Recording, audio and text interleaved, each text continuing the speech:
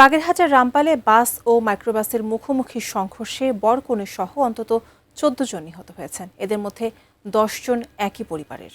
খুলনার বিভাগীয় প্রতিনিধি মোহাম্মদ অসীম এবং বাগেরহাট প্রতিনিধি আমিরুল হক বাবুর পাঠানো তথ্য ও ছবিতে ডেস্ক রিপোর্ট। নতুন জীবন শুরুর সব প্রস্তুতি নেওয়া ছিল মোংলার ক্ষুদ্র ব্যবসায়ী সাব্বিরের। স্বপ্ন ছিল পরিশ্রমে ভালোবাসায় গড়ে তুলবেন সুখী গৃহকোণ।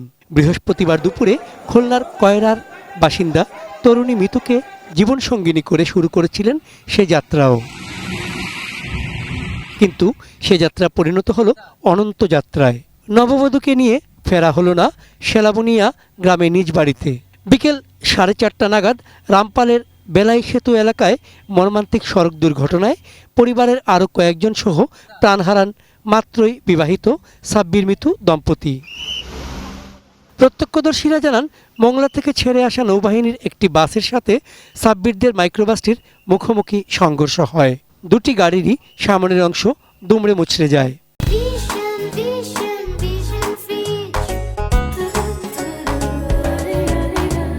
বিকটভাবে আওয়াজ হয়। আওয়াজ হলে আমরা খেয়াল করে দেখি যে নৌবাহিনীর গাড়ি আর একটা সাদা মাইক্রোবাস মুখোমুখি সংঘর্ষণ হয়েছে। একটা বিয়ের গাড়ি বরযাত্রী সহ সেই মুখোমুখি সংঘর্ষণ হয়। সংঘর্ষণ হওয়ার পরে তাৎক্ষণিকভাবে স্পটে 4 জন মারা যায়। তাৎক্ষণিকভাবে এখানে পুলিশ পুরো রাস্তাটা ক্লিয়ার করে। ঘটনাস্থলে কয়েকজন নিহত হন, আহত হন অন্তত 15 জন।